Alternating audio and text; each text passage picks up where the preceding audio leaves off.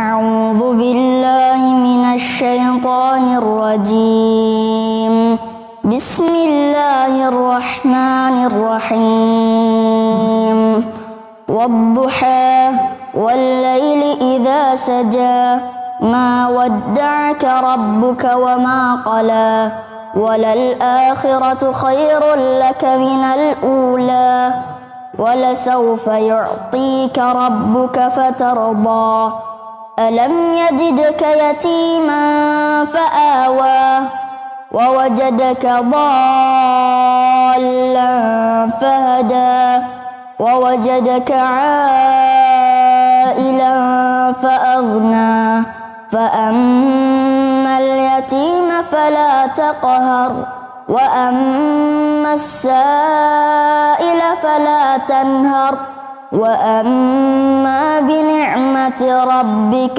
فحدث إنما المؤمنون الذين إذا ذكر الله وجلت قلوبهم وإذا تليت عليهم آياته زادتهم إيمانا. Bismillah, Assalamualaikum warahmatullahi wabarakatuh. Alhamdulillah hamdan katsiran thayyiban mubarakan fi kama yuhibbu rabbuna wa yardah. Wassalatu wassalamu ala rasulillahi wa alihi washabihi ajmain. Amma ba'du. Alhamdulillah pemirsa Al-Furqan TV dan pendengar suara Radio Furqan dimanapun Anda berada. Pada siang hari ini alhamdulillah kita berada di pondok pesantren yang berada di Kediri, yaitu Pondok Pesantren Salman Al-Farisi, yang mana insya Allah kita juga sedang bersama dengan pembina dan al-ustadz kita, guru kita, Ustadz Abu Amar Abdul Adim Al-Goyami, Ustadz ya. Dan beliau telah hadir di tengah-tengah kita dan kita sapa dulu beliau. Assalamualaikum warahmatullahi wabarakatuh, Ustadz. Waalaikumsalam. Sehat, Ustadz ya? Alhamdulillah. Alhamdulillah, insya Allah. Seperti biasa pemirsa Furqan TV dan pendengar suara Radio Furqan, program Jejak Alumni ini mengajak semua, selain kita bersilaturahmi juga, kita juga memberikan informasi-informasi dan juga inspirasi-inspirasi yang tentunya bisa berguna untuk kita semua. Dan alhamdulillah pada siang hari ini kita berkesempatan juga bersama dengan Al-Ustadz Abu Amar Abdul Adim Al-Goyami juga, yang mana kita akan berbagi kisah beliau selama dulu mungkin berawal untuk mondok di Pondok Pesantren Al-Furqan sampai dengan beliau mendirikan pondok yaitu Salman Al-Farisi yang ada di kota Kediri ini. Mungkin langsung saja Ustadz, untuk sesi pertama ini mungkin kita akan ngobrol ya Ustadz ya. Awal mula dulu Ustadz bisa untuk terfikir untuk bersekolah atau mondok di Al-Furqan Al-Islami itu bagaimana ya Ustadz? Masya Allah. Bismillah, alhamdulillah, wassalatu wassalamu ala rasulillah wa ba'du. Masya Allah ya, jadi saya sedikit berkisah tentang bagaimana kehadiran saya dulu ke Al-Furqan dan apa yang membuat saya ingin tertarik untuk ke Al-Furqan itu ya. Jadi waktu itu memang Masya Allah ya, dari kegiatan dakwah yang dilakukan oleh Syekhuna Ustadz On Rafiq Gufron, dengan semaraknya dakwah salafiyah yang ada di Indonesia secara umum ya.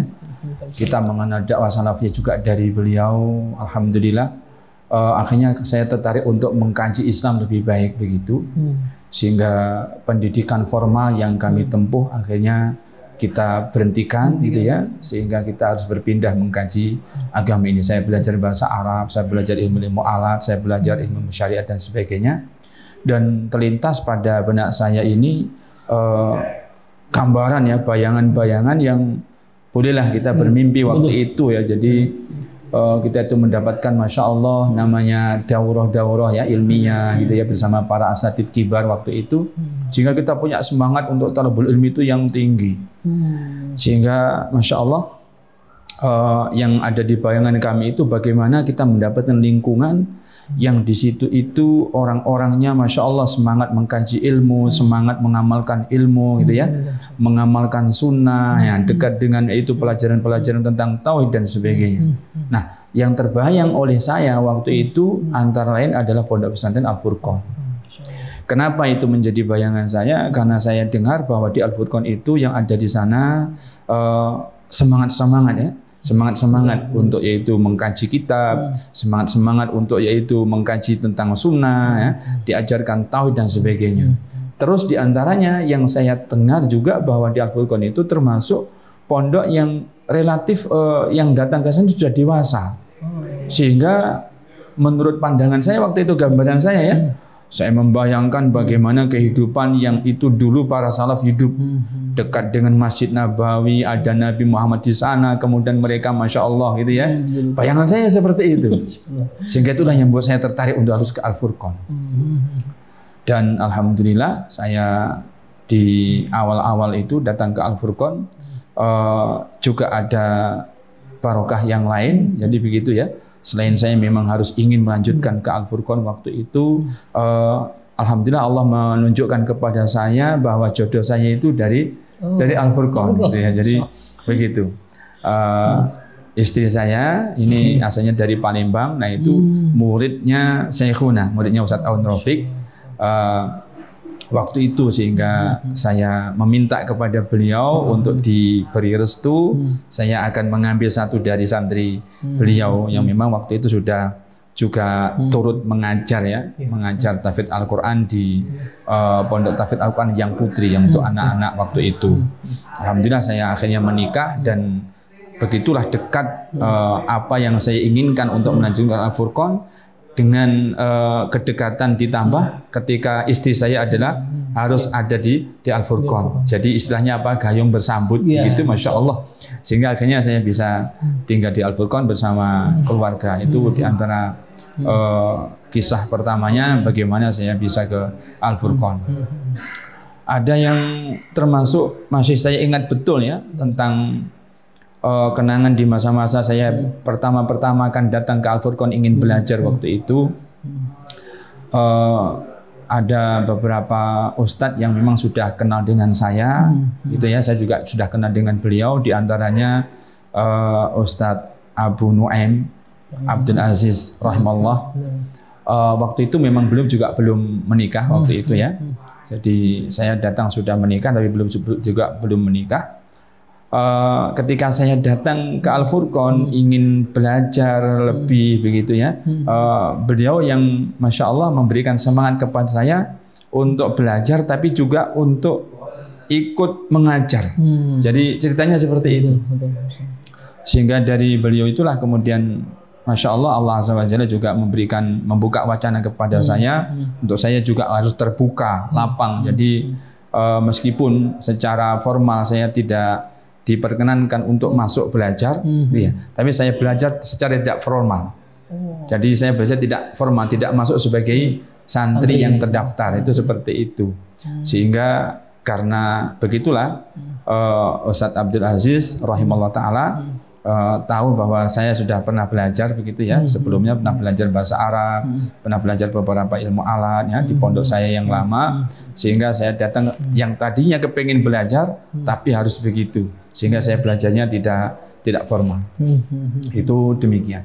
Tapi Masya Allah saya di Al-Furqan itu meskipun seperti itu, saya justru mendapatkan faedah yang menurut saya pribadi itu Masya Allah luar biasa juga. Saya bisa belajar mengejar target-target dengan semangat yang harus saya pacu sendiri kan seperti itu.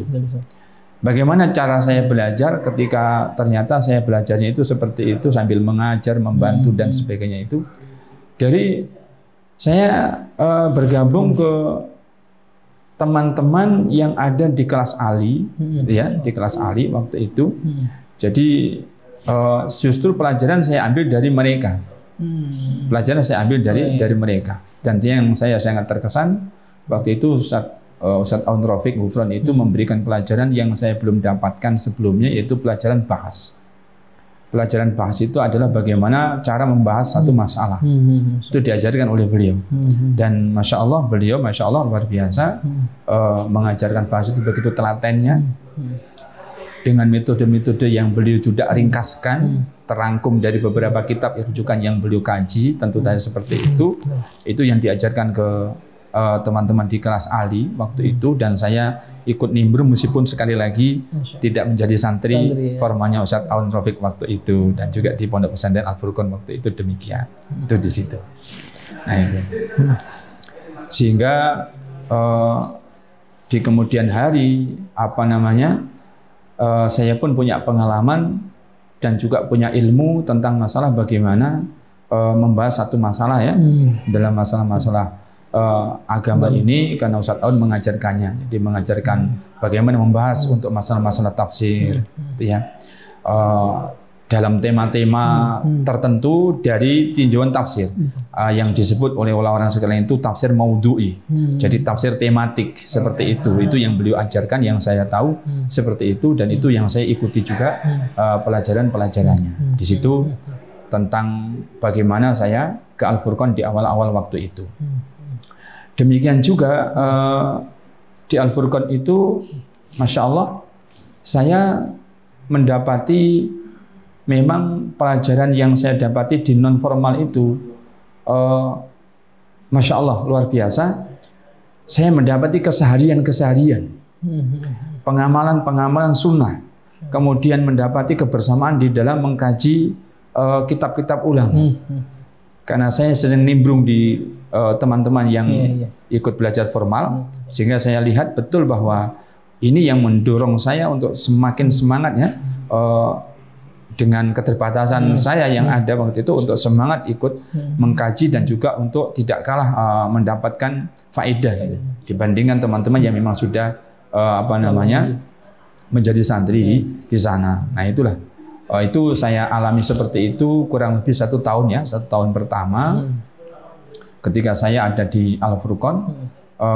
Setelah saya setahun di sana itu kurang lebih saya lalui seperti itu kegiatan saya. Jadi saya belajar, kemudian ya seperti tadi itu harus mendampingi istri dengan kegiatan untuk belajar dan mengajarnya. Karena itu selain daripada belajar sebagai santri ya, itu juga mengajar di pondok tahfidz yang waktu itu tahfidz banat ya, ada untuk tahfidz anak-anak waktu itu seperti itu. Kemudian perjalanan waktu di awal-awal tahun itu pula lah, termasuk yang hal yang Masya Allah terkesan itu adalah beberapa kawan dari para ustadz dan juga dari beberapa kawan yang ikut mengurus ya, jadi pengurus pondok itu sudah kenal dekat dan juga akrab dengan kami. Saya sebutkan misalnya di situ ada Ustadz Zainuddin ya, Abu Zahroh, Hafizullah Ta'ala. Ada juga yang sampai hari ini masih ada di sana sebagai pengurus yang saya pandang Masya Allah sangat baik gitu ya, yaitu Ustadz Abu Yahya Abdul Salam, yang beliau karena dekat dengan saya, dekat dengan Ustadz Zainuddin waktu itu, kita punya gagasan-gagasan bagaimana untuk mengembangkan dakwah ini lebih baik dan bisa dinikmati dakwah Al-Furqan itu lebih luas.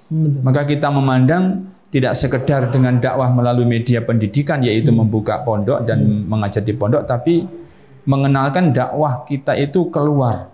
Disitulah maka terbesit pada benak kita waktu itu, kita akan membuat buletin dulu. Waktu itu judulnya buletin, gitu ya. Karena di tahun-tahun itu pula itu sudah mulai semarak dakwah melalui media tulis, media cetak, gitu ya. Sehingga kita pandang sini salah satu di antara kegiatan dakwah yang belum ada tertangani di Al-Furqan waktu itu, sehingga kita buat gagasan seperti itu. Wacana yang kita angkat waktu itu, kita akan angkat membuat majalah, menerbitkan majalah keluarga sebenarnya, tapi temanya yang luas. Yang diangkat nanti rubriknya juga luas. Jadi ada ilmunya, ada akidah, ada tauhid, ada fikih dan sebagainya, ada pembinaan masalah keluarga Islami dan seterusnya begitu. Itu yang kita gagas waktu itu, dan waktu itu kita sudah sepakati, kemudian coba kita angkat ke teman asatidzah ya, teman-teman ustadz yang lainnya, Ustadz Abu Nuaim ya, Ustadz Abdul Aziz itu, kemudian di sana ada Ustadz Abdurrahim yang sekarang sudah pindah pulang ya ke Sukoharjo di Pondok Al-Ukhuwah itu, kemudian ada Ustadz iparnya beliau ya, Ustadz Abu Hammam Ahmad Iza yang sudah pulang juga ke Lampung. Waktu itu kemudian dibincangkan, waktu itu kendalanya kita belum punya kontribusi artikel mengenai masalah tema-tema keluarga. Kita belum punya ahlinya waktu itu gitu ya. Ini cukup juga sulit mencari penulis yang temanya adalah tema-tema seperti itu. Akhirnya kita tidak putus asa ya, tetapi tetap kita wujudkan cita-cita dan keinginan kita itu, meskipun belum menjadi tabloid, ya, belum menjadi bukan tabloid, belum menjadi sebuah jurnal atau majalah ya. Tapi kita buat buletin dulu waktu itu. Alhamdulillah dengan taufik dari Allah, Allah memberikan kemudahan. Kalau untuk artikel-artikel ilmiah seperti itu, insya Allah kan ustaz-ustaz yang ada di Al-Furqan itu, masya Allah, saya akui betul di Al-Furqan itu memang kita tidak memuji mendahului Allah SWT, wala nuzaki Allah ahadan. Syekhuna Ustaz Anwar Rafiq mengajarkan apa yang beliau tahu, apa yang beliau ilmui berdasarkan apa yang beliau baca dari para ulama dan apa yang beliau sudah berguru kepada para ulama itu kepada santri-santri yang saya tahu santri-santri betul-betul menjadi ustaz-ustaz yang jadi, yang bisa memiliki ilmu, yang bisa mengkaji ilmu, yang bisa membahas dan sebagainya. Dari pelajaran-pelajaran seperti itulah saya menilai bahwa ustaz itu siap untuk menulis artikel-artikel ilmiah. Maka ketika kita menggagas buletin, tidak kesulitan untuk mencari artikel. Nah itu kalau boleh kita katakan sebagai awal atau cikal bakalnya majalah Al-Furqan, yang sebenarnya yang kita ingin munculkan dulu adalah majalah keluarga, berarti Al-Mawaddah, karena di Al-Furqan ada dua itu ya, ada Al-Mawaddah, ada Al-Furqan. Jadi yang awalnya sebenarnya kita itu adalah Al-Mawaddah, cuman karena terkendala tentang siapa nanti yang untuk tema-tema keluarga gitu kan, waktu itu belum ada, sehingga kita angkat dulu buletin Al-Furqan. Itu awal-awal dari lahirnya itu Al-Mawaddah dan Al-Furqan. Nah, jangan berjalannya waktu, alhamdulillah lancar, alhamdulillah ya. Tahun pertama terbitnya buletin Al-Furqan itu di tahun 1422 kalau tidak salah. 1422 Hijriah. Jadi sekitar sudah 20 hampir 20 tahun yang lalu itu terbitan di awal-awalnya itu ya. Jadi alhamdulillah sampai hari ini sudah sekian puluh kali terbitkan begitu ya, sudah sekian ratus terbit. Alhamdulillah. Dari setelah beberapa tahun kemudian ada sejarah yang melatar belakangi munculnya kembali ide untuk dimunculkan majalah Al-Mawaddah setelahnya itu ya. Jadi gagasan yang pertama dulu. Akhirnya Ustadz Abu Zahra setelah pulang dari menuntut ilmu ke Saudi, beliau pulang kembali ke Al-Furqan, maka dimunculkan lagi gagasan itu. Dan beliau menyanggupi untuk istilahnya mengampu di majalah Al-Mawaddah ini. Dan alhamdulillah setelah ada kesepakatan begitu, maka kita coba angkat majalah Al-Mawaddah. Alhamdulillah sehingga muncullah dua majalah itu di Al-Furqan.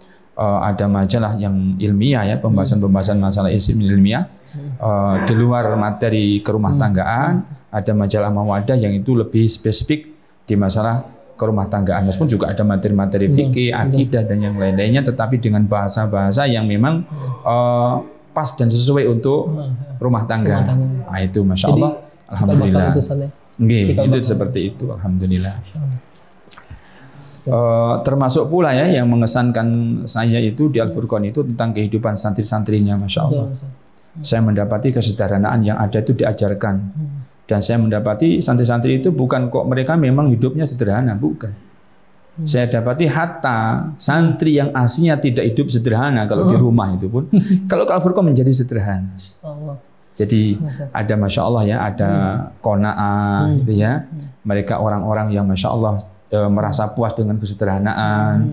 Di sana ada kebersamaan itu ya. Saya juga pandang di antara asatidhah pun juga seperti itu, masya Allah. Saya juga mendapatkan pelajaran tentang masalah itu dari asatidhah yang ada juga. Dan walan wazaki Allah ahadan, jadi Syekhuna Ustadz Anwar Rafiq itulah yang sesungguhnya yang mengajarkan kesederhanaan ini. Kami tahu betul bagaimana beliau ya mengajarkan kesederhanaan kepada kita untuk hidup apa adanya, hidup itu menerima dan bersyukur kepada Allah ya. Tidak istilahnya itu royal dalam mempergunakan nikmatnya Allah, tidak pula pelit, tetapi masya Allah beliau itu sederhana. Jadi beliau sendiri yang mengajarkan kepada saya, dan meskipun saya juga belum bisa ya melakukan yang seperti ini, saya pandang misalnya kesederhanaan yang beliau ajarkan itu, beliau itu kalau misalnya ngaji ya, keluar safar kemana, beliau bawa bekal. Beliau bawa bekal. Nah, sementara kita barangkali kalau kita keluar ke sana kemari mencukupkan, nanti kan banyak warung yang dibuka gitu ya. Itu beda, Masya Allah. Itu tidak diajarkan oleh Syekhuna. Tapi yang diajarkan adalah kesederhanaan. Sehingga beliau ketika keluar itu Masya Allah bawa bekal.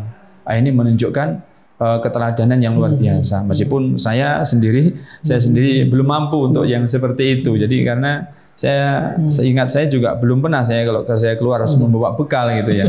Tapi saya mendapatkan itu faedah yang luar biasa. Setidaknya kita memiliki akhirnya pandangan-pandangan dalam kehidupan kita itu ya.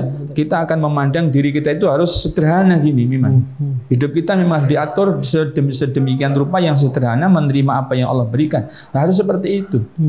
Ditambah lagi, Masya Allah ya, menu-menu yang sederhana yang di santri itu ya, itu tidak menjadikan mereka itu orang-orang yang gimana ya, patah semangat, lemah di dalam menuntut ilmu, tidak. Tapi kesederhanaan menu-menu yang ada itu tidak sedikit berpengaruh pada semangat mereka untuk belajar. Itu luar biasanya yang saya tidak punya kesimpulan, kecuali kesimpulannya adalah itu karena keberkahannya. Karena keberkahannya.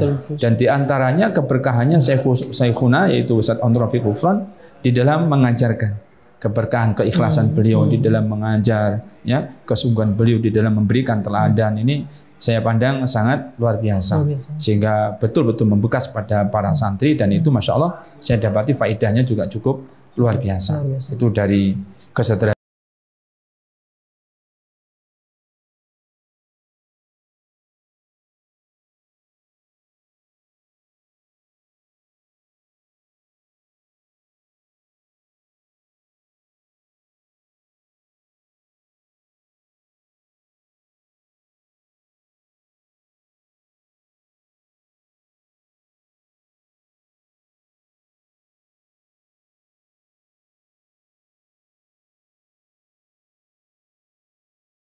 Penyedot itu tidak.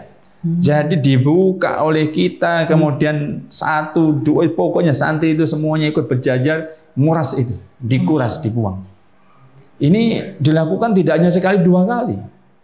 Sering yang seperti itu. Nah, coba dalam kegiatan amal jama'i yang seperti ini pun santri tidak menghindari itu. Itu dilakukan dengan Masya Allah sungguh-sungguh ya, dengan ceria, bahagia gitu loh. Ini menunjukkan Masya Allah keberkahannya pelajaran yang ada. Jadi betul bahwa pelajaran itu tidak sekedar itu teori atau ilmu yang diajarkan teorinya di kelas, tetapi bagaimana kita menteladani guru. Yang dalam hal ini saya pandang adalah guru kita adalah Ustaz Onur Rafiq Ghufran. Beliau yang mengajarkan menjalani kehidupan itu semua sisinya. Karena Masya Allah yang tahu keseharian beliau tentu akan tahu bagaimana kehidupan beliau dalam keseharian. Begitu sederhananya apa-apa dilakukan oleh beliau. Beliau tidak istilahnya manja ya, sedikit-sedikit membutuhkan orang meskipun bayar, tidak. Sedikit-sedikit misalnya ke bengkel, sedikit misalnya harus ke reparasi, ke servis, tidak. Beliau menjalani kehidupan ini sangat sederhana. Apa yang beliau bisa lakukan, dilakukan. Sebelum beliau itu merasa tidak bisa, ini sungguh-sungguh dicoba, setelah itu baru kalau tidak bisa, baru itu kepada ahlinya. Ini hal yang seperti ini yang harus juga diambil sebagai pelajaran, karena ini adalah teladan dari guru, teladan dari guru. Ini yang saya perhatikan, makanya santri-santri Al-Furqan itu Masya Allah kemandiriannya juga luar biasa. Kemandiriannya luar biasa. Jadi orang bilang santri Al-Furqan ini ditaruh dimanapun bisa hidup, bisa mengkondisikan diri, bisa mengkondisikan diri. Tentunya dengan kehendak Allah SWT itu akan seperti itu. Itu diantaranya. Okay. Tahun 2021 Ustaz ya, mulai Ustaz kan angkatan 2001 ya Ustaz ya? Iya. 2001 sampai dengan 2013. Kalau melihat kondisi di tahun 2001 dengan kondisi saat ini pastinya tentu berbeda Ustaz. Oh Masya Allah, nah, sangat berbeda. Mungkin Ustaz bisa menceritakan bagaimana dulu kehidupan di 2001 Ustaz di pondok pesantren itu Ustaz. Masya Allah. Saya akan sebutkan ya, dulu itu di tahun yang ketika saya di sana tahun 2001, 2002 awal-awal itu Masya Allah yang tadi saya sebutkan, santri itu seperti tadi ya, dalam hal belajar mereka juga di ruangan yang cukup sederhana, kemudian fasilitas juga sangat sederhana. Jadi lemari itu berpintu-pintu gitu ya, jadi satu besar gitu berpintu-pintu, itu pun juga bukan kemudian locknya itu apa namanya besar-besar, cuman kecil-kecil saja, itu juga cukup bagi mereka, tidak mengendorkan semangat mereka belajar. Demikian juga tidurnya mereka juga begitu. Di Al-Furqan sampai saya Masya Allah terkesan betul itu, santri-santrinya itu tidurnya itu dimanapun bisa gitu ya. Jadi tidak harus diranjang, tidak ada ranjang, memang begitu. Jadi ya di kelas mereka tidur, di masjid mereka tidur gitu ya, di asrama mereka tidur, di teras mereka tidur gitu. Masya Allah.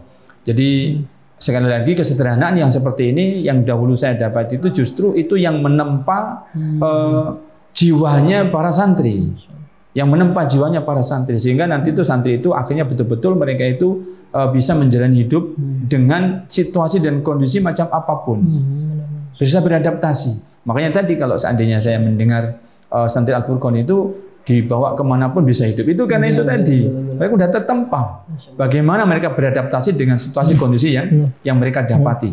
Nah itu ya, dulu memasak pakai kayu bakar, gitu ya, pakai kayu bakar, masak air juga pakai kayu bakar. Air itu juga ngambil dari telaga Rambit itu ya, itu Masya Allah itu. Jadi termasuk saya yang dilapori oleh para santri, karena saya waktu itu oleh Ustadz Aun ya diberi amanah ya untuk menjadi bagian kesantrian kan, memegang kegiatan para santri. Jadi dilapori, Ustadz ini jadwalnya itu kemarin tidak berangkat, macam-macam itu kan.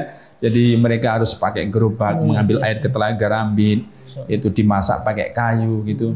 Sempat waktu itu Masya Allah kita mendapatkan hibah ya dari desa waktu itu, hibah dari desa menghibahkan beberapa batang kayu, apa kalau di sini namanya kayu trembesi, kalau di sini itu yang di pinggir-pinggir jalan itu boleh dipotong, sehingga kita waktu sewa apa namanya pemotong kayu, tukang potong kayu. Tapi akhirnya kita patah, setelah dipotongi kita angkut sendiri kan itu ya. Itu Masya Allah juga kita kerjakan bersama-sama santri. Karena betul-betul kita butuh kayu kan itu ya untuk masak air itu dan sebagainya, itu kita betul-betul butuh kayu. Sehingga kita potong batang-batang kayu itu, kemudian kayunya kita angkut ke pondok, kita jemur dijajah-jajah di belakang untuk persediaan kayu untuk masak air. Dan memang Masya Allah ya, yang seperti ini yang maksud saya itu ya, yang seperti ini yang justru akan menempa jiwanya para santri waktu itu. Belum lagi di tahun-tahun itu seperti tadi itu yang saya sebutkan bahwa santri ini kehidupannya dengan masalah apa namanya tempat untuk belajar gitu ya. Mereka tidak begitu memanjakan diri harus mendapatkan bangku, harus mendapatkan alas untuk ini, tidak. Tapi sederhana apapun mereka tetap bisa belajar. Masya Allah. Di Al-Furqan tidak ada seragam waktu itu, tidak seragam. Tapi juga kenyataannya tidak ada istilahnya itu keterpautan yang jauh. Jadi ada yang misalnya senangnya tampil begini, itu enggak gitu ya. Jadi mereka Masya Allah sudah tertata dengan apa yang mereka miliki sudah sedemikian. Masya Allah. Banyak juga santri-santri yang sifatnya mereka harus bekerja. Karena memang meskipun relatif murah ya bayarannya di Al-Furqan itu, tapi banyak sekali santri-santri yang juga bekerja. Ada yang setiap payeng, mungkin sampai hari ini ya, di pasar payeng kan, nah itu ada yang harus narik beca gitu ya. Di pondok itu punya beca gitu ya, itu boleh, tapi tidak boleh hanya satu orang itu ya, gantian itu kan, karena yang butuh kan juga gantian itu kan. Setiap payeng itu ada beberapa santri itu izin untuk ngangkut orang ke pasar, ngantarkan orang ke pasar maupun ngantarkan barangnya orang dari pasar pakai beca. Ada yang seperti itu, ada yang mereka itu mendapat upah untuk mengambilkan air untuk masak ya di keluarganya Ustadz itu, atau mungkin juga orang-orang kampung itu ada yang minta mengupah kan. Jadi mereka mengambil air ke telaga Rambit itu untuk nanti diantarkan ke rumahnya mendapatkan upah. Ada yang seperti itu, Masya Allah. Dan itu hal yang seperti ini saya katakan justru itu tadi menempa jiwa kemandiriannya para santri. Dan kenyataan enggak istilahnya prestasi mereka itu tambah menurun, itu ya. Semangat belajar mereka tambah menurun, tidak. Itu tidak mengganggu aktivitas belajarnya mereka. Yang seperti itu. Ini yang saya bayangkan dari awal, bahwa saya kepengen mendapatkan pondok itu yang bayangan saya seperti itu tadi ya. Jadi yang orangnya dalam ini kesederhanaan, kemudian semangat mengkaji ilmu, semangat mengamalkan sunnah. Nah itu ternyata memang seperti itu keadaan gitu ya. Memang seperti itu keadaan dan kondisinya di saat itu. Banyak juga yang jualan gorengan itu ya, banyak juga yang jualan gorengan. Nah, kalau di tahun-tahun belakangan ya, begitu itu sudah ada perkembangan dan sebagainya, memang sudah mulai berkurang. Sudah mulai berkurang ya yang seperti itu. Cuman saya katakan seberapapun berkurangnya, saya pandang tetap tidak signifikan ya untuk masalah semangat belajar dan sebagainya dibandingkan dengan masa-masa yang awal. Hanya saja perkembangan yang ada itu saya katakan juga berkah sebenarnya. Jadi semakin banyak calon santri yang ingin mondok di Al-Furqon, ini kan keberkahan. Betul. Jadi keberkahan yang seperti ini, sehingga menuntut harus ada asrama yang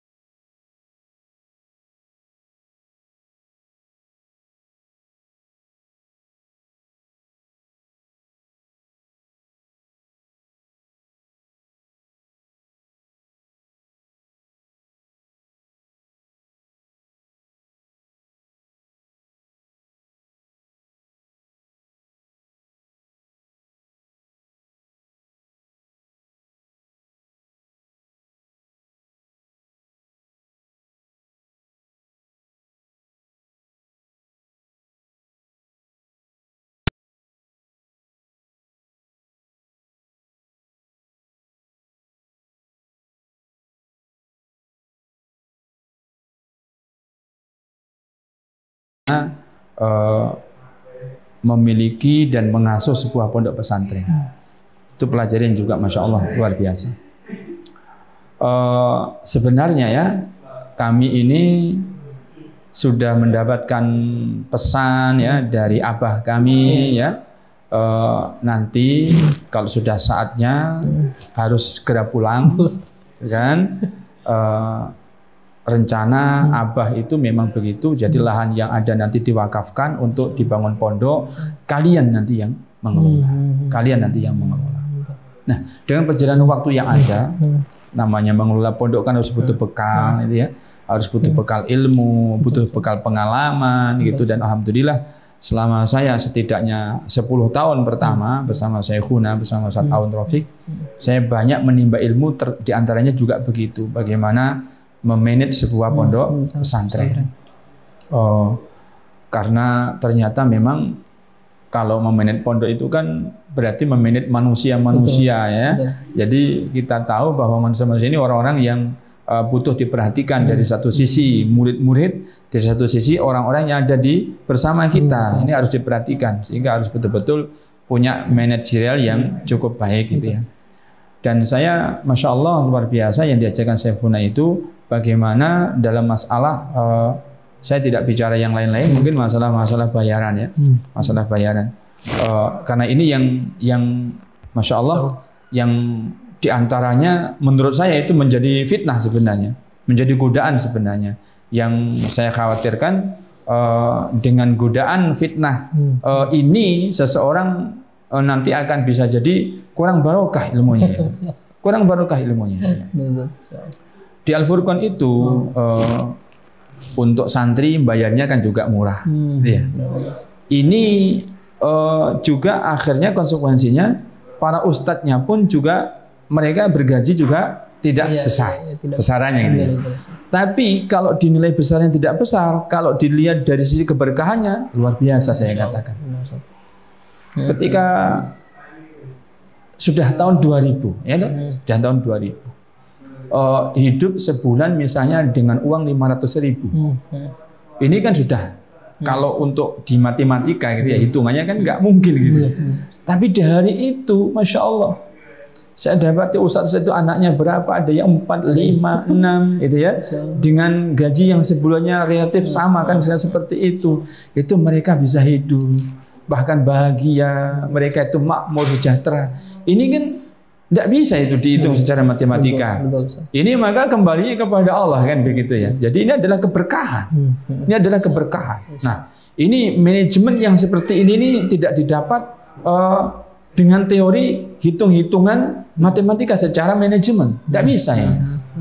Karena kenapa ada UMR itu? Karena kan secara manajemen hitung-hitungan orang hidup kalau UMR. Tapi masalah keberkahan kan tidak bisa hitungannya seperti itu. Syekhuna Ustadz Anwar Rafiq itu masya Allah, ketika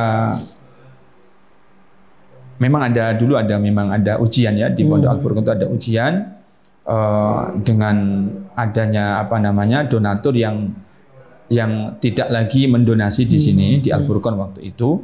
Sementara setidaknya agak sangat mendadak. Setidaknya itu agak sangat mendadak. Nah, Syekhuna itu mengajarkan kepada kita bagaimana tawakal yang kuat.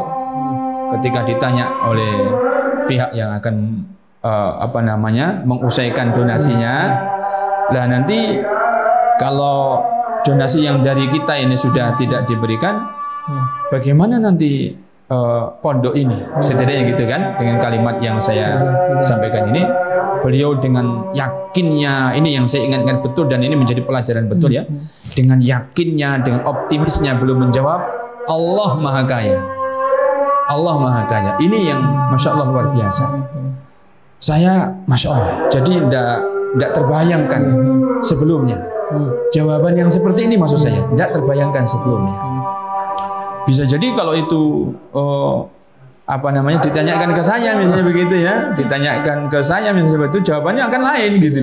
Mungkin jawaban saya juga akan berputar-putar dulu, pusing, menghitung-hitung dulu manajerialnya seperti apa dengan ini. Tapi dengan yakinnya beliau itu menjawab, dengan spontannya beliau menjawab bahwa Allah Maha Kaya. Nah, ini yang saya pegang. Ini termasuk pelajaran yang saya dapatkan yang luar biasa, bagaimana ketika nanti saya harus mengelola sebuah pondok pesantren. Nah, dari pesannya Abah ya, dari pesannya Abah kami yang sudah seperti itu, maka waktu pun bergulir ya dengan takdir Allah Azza wa Jalla, dekatlah masa saya harus pulang. Padahal dalam hati kecil saya itu sangat berat saya kalau harus pulang. Bukan berat untuk ini, tapi saya belum bisa membayangkan saya melepas lingkungan di Al-Furqan yang seperti saya sebutkan tadi itu. Itu bagi saya juga berat. Sementara kalau saya harus pulang ya di sini yang sekarang jadi Pondok Salaman ini, saya harus di lingkungan yang di situ awam. Tapi mau tidak mau saya kan harus berjuang mengawali. Kalau tidak sejak diawali, lalu kapan diawalinya? Maka itulah kemudian saya harus mengatur waktu dan juga harus pandai juga mengadakan studi-studi ya, yang di kampung saya sini seperti apa dan sebagainya itu saya atur supaya nanti bisa berjalan dengan baik di kemudian hari. Nah, waktu itulah kemudian saya harus menyebutkan niatan baik abah saya kepada Syekhuna pada saat tahun itu kan. Saya sebutkan ada keinginan seperti ini dan setidaknya ini sudah mendekati waktu-waktunya gitu ya.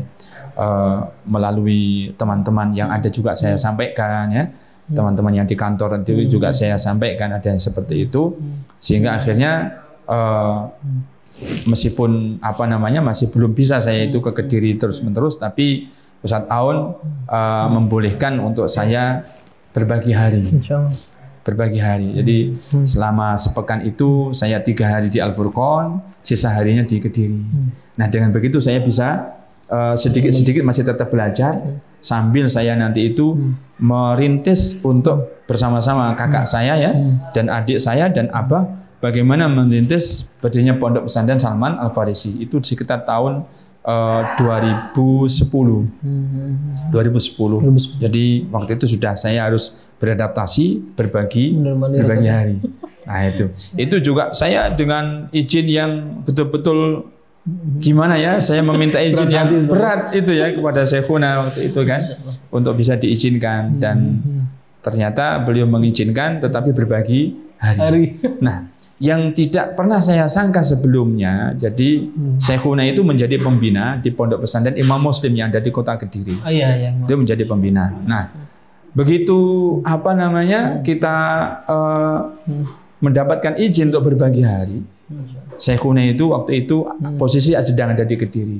Telepon saya, Ustadz, saya minta antum ikut hadir di Pondok Imam Muslim, saya juga di sana. Gitu. Akhirnya karena Syekhuna yang mengundang, saya harus datang, saya datang ke sana. Ternyata Allah Azza wa Jalla mentakdirkan ana diberi amanah, tidak pernah saya rencanakan, belum pernah saya pikirkan sebelumnya. Jadi judulnya itu, Ustadz itu menyuruh saya, Ustadz antum harus duduk di Pondok Imam Muslim. Jadi antum harus duduk di Pondok Imam Muslim. Jadi saya diberi izin berbagi hari ya, 3 hari di Al-Furqan, 4 hari di Kediri itu oleh beliau disuruh pegang Pondok Imam Muslim. Sehingga saya beritahukan ke beliau, dan ini masya Allah pelajaran juga, mungkin bagi pelajaran juga bagi yang lain ya. Ketika saya tanyakan, saya bukan tanya tapi saya juga meminta pendapat kepada beliau sebagai guru saya, Ustadz, saya ini kan merintis pondok Ustadz bersama kakak dan bersama abah saya. Ini nanti apakah saya mampu Ustadz untuk memegang Imam Muslim ini? Kata beliau, saya ingat betul pesan beliau yang diberitahukan kepada saya. Beliau bilang kepada saya, Ustadz, antum ini tidak meminta amanah, tapi antum itu dipercaya untuk memegang amanah. Insya Allah antum ditolong Allah. Itu yang saya juga sekali lagi saya tidak pernah membayangkan sebelumnya pesan beliau seperti itu. Jawaban beliau seperti itu. Antum itu tidak meminta amanah, tapi antum itu dipercaya untuk diberi amanah. Maka antum akan ditolong oleh Allah. Masya Allah, itu saya pegangi. Saya ingat betul pesannya beliau itu. Berarti saya harus kembali kepada Allah, meminta pertolongan kepada Allah. Dan dengan Masya Allah taufiknya Allah Subhanahu Wa Taala, saya duduk di Imam Muslim, sekalian juga merintis berdirinya Pondok Salman Al Farisi ini. Alhamdulillah, begitulah saya berbagi hari. Kemudian saya bisa menjalani hari saya, meskipun saya 3 hari harus ke Al-Furqan, saya tetap bisa untuk menjalankan aktivitas ya, memegang Pondok Imam Muslim dulu dan juga mengawali berdirinya Pondok Salman Al Farisi bersama kakak saya, bersama adik saya, gitu ya, juga beberapa teman ustadz yang membantu yang lainnya. Itu diantaranya bagaimana saya berbagi hari sehingga saya harus tidak full di Al-Furqan waktu itu. Itu saya jalani kurang lebih 2 tahun. Jadi tahun 2010 sampai 2012 waktu itu. Setelah itu saya minta untuk kalau bisa dikurangi lagi saya jadwalnya di Al-Furqan gitu ya. Karena memang 2 pondok ini sudah menurut saya harus lebih fokus lagi lah gitu ya di 2 pondok yang ada itu di Imam Muslim dan di Salman ini. Sehingga Ustadz Aun memberikan izin dikurangi 2 hari, jangan enggak sama sekali, begitu. Sehingga iya, jadi saya harus mengajar itu 1 hari waktu itu ya. Jadi saya berangkat tuh dini hari sekitar jam 2 dini hari itu berangkat ke Al-Furqan sampai di sana pagi. Setelah itu bersih-bersih badan, terus jam 7 masuk ya. Saya pulangnya di sini diberi penuh sampai setelah Isya itu ya. Jadi setelah maghrib muhadharah itu saya di jadwal juga, sehingga saya pulangnya setelah Isya. Jadi saya sampai rumah sini ya hampir tengah malam itu. Itu saya jalani sekitar 1 tahun. Bukan karena saya capek itunya, bukan, tetapi bagaimana Masya Allah ya, saya kepingin fokus di 2 pondok yang ada di Kediri yang tentunya juga butuh perhatian yang sangat, sehingga di tahun setelah setahun itulah saya diizinkan untuk boleh tidak di Al-Furqan lagi, sehingga tahun 2013 itu saya sudah tidak lagi mengajar di Al-Furqan dan saya fokus untuk di Pondok Salman dan di Pondok Imam Muslim itu begitu ceritanya. Nah. Baik Ustadz, kita mungkin break dulu untuk sholat duhur dan kita kembali lagi insyaallah. Baik, okay. إنما المؤمنون الذين إذا ذكر الله وجلت قلوبهم وإذا تليت عليهم آياته زادتهم إيمانا. Bismillah, salatu wassalamu rasulillah. Alhamdulillah setelah break sholat duhur tadi dan kita bersantap makan siang bersama-sama. Alhamdulillah setelah kita mengelilingi pondok Salman Al-Farisi dan sekarang kita duduk santai masih bersama Al-Ustadz Abu Ammar Abdul Adim Al-Ghoyami, insyaallah. Nah, ini kita masuk sesi terakhir ya. Kita mungkin banyak bertanya tentang pondok dan jenjang-jenjang pendidikan yang ada di pondok Salman Al-Farisi. Waalaikumsalam. Ya, salam. Jadi tadi kita sempat juga untuk berkeliling pondok nih Ustadz, ya, Masya Allah ya. Jadi boleh Ustadz kasih kita informasi jenjang apa sih pendidikan yang ada di Pondok Salman Al-Farisi ini? Iya. Bismillah, alhamdulillah, wassalatu wassalamu ala rasulillah wa ba'du. Untuk Pondok Pesantren Salman Al-Farisi yang kami asuh ini ya, yang di Desa Gayam, Kecamatan Gurah, Kabupaten Kediri, Jawa Timur ini, di sini ada beberapa jenjang. Yang paling terendah itu jenjang setingkat TK ya, tapi namanya di sini kita kasih TAUD ya, TAUD. Jadi dengan singkatan Tahfidz Al-Quran Usia Dini. Jadi pakai TAUD. Yang sebelah utara kita ini Ustaz ya? Yang gedungnya ada di sebelah utara itu.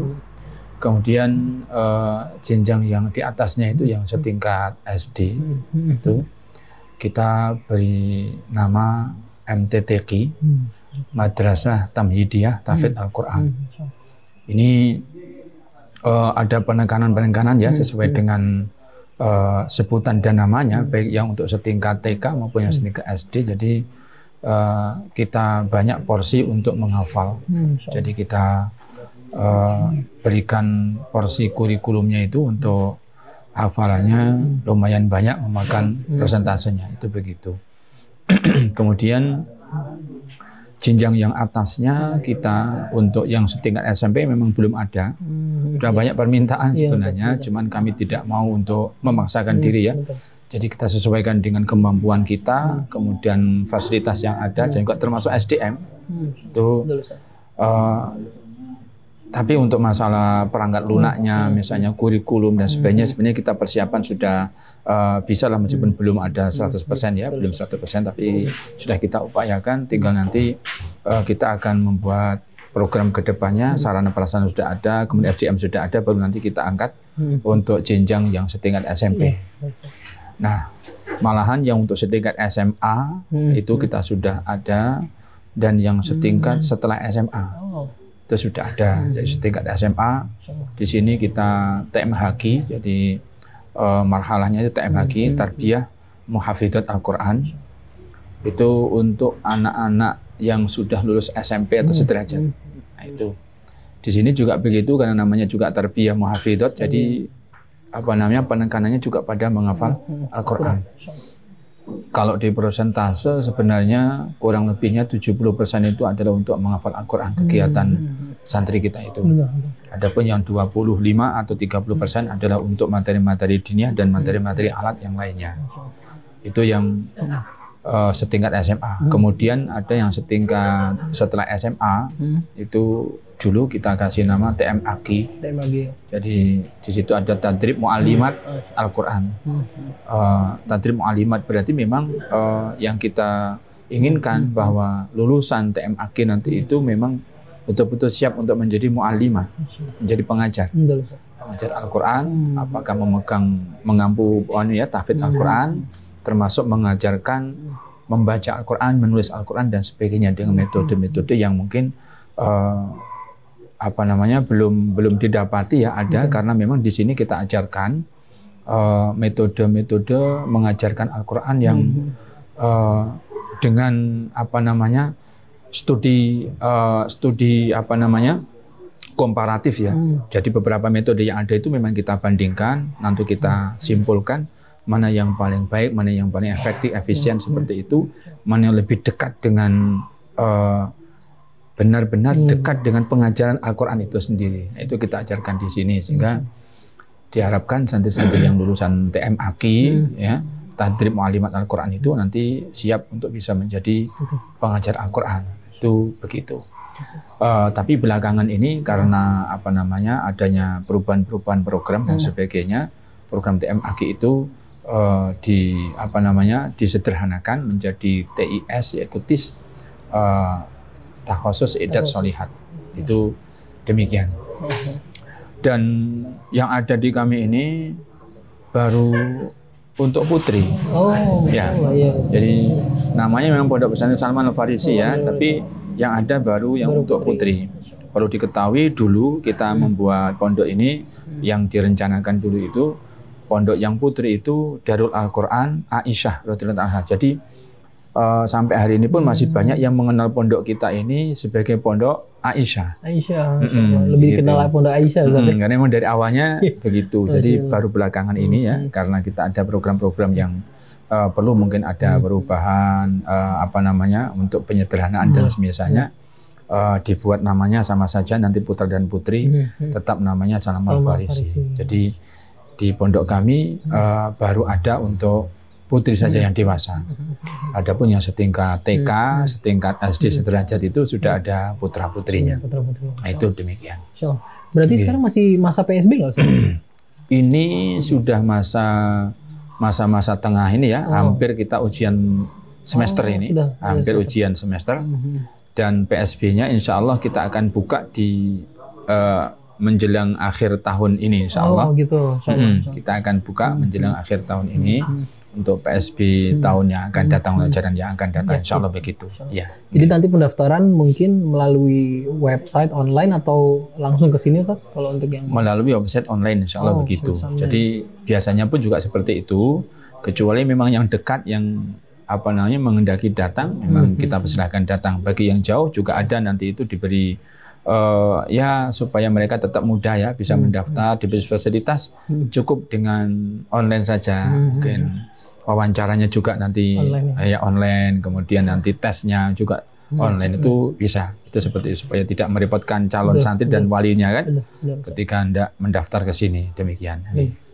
Oke, Masya Allah Ustaz, jazakumullah khairan atas beberapa paparan Ustaz. Dan tadi kita di awal Ustaz banyak menceritakan juga tentang pengalaman Ustaz untuk selama mondok di Pondok Al-Furqon, dan juga sekarang kita berkesempatan juga untuk dapat mengelilingi Pondok Salman Al-Farisi, dan tadi Ustaz menjelaskan juga untuk jenjang-jenjangnya Ustaz ya. Jadi bagi para pemirsa Al-Furqon TV dan suara pendengar radio Al-Furqon yang ingin memondokkan anaknya di Kediri, bisa untuk menanyakan informasi ke Pondok Pesantren Salman Al-Farisi di alamat di Desa Gayam, Kecamatan Gurah, Kabupaten Kediri, Jawa Timur. Ustaz, ya. Pengen sih bercerita panjang lebar lagi dengan Ustadz, namun Masya Allah waktu kita dibatasi, dan semoga kita bisa bertemu lagi di lain kesempatan Ustadz. Kita mengucapkan jazakumullah khair atas sambutan Ustadz, dan Ustadz di sini juga yang lainnya. Semoga silaturahmi kita tetap jaga Ustadz ya. Amin. Masya Allah. Kita akhiri Ustadz dengan doa kafaratul majelis. Subhanakallahumma wa bihamdika asyhadu an la ilaha illa anta astaghfiruka wa atubu ilaik. Assalamualaikum warahmatullahi wabarakatuh. Walal akhiratu khairul laka minal ula. ولسوف يعطيك ربك فترضى ألم يجدك يتيما فآوى ووجدك ضالا فهدى ووجدك عائلا فأغنى فأما اليتيم فلا تقهر وأما السائل فلا تنهر وأما بنعمة ربك فحدث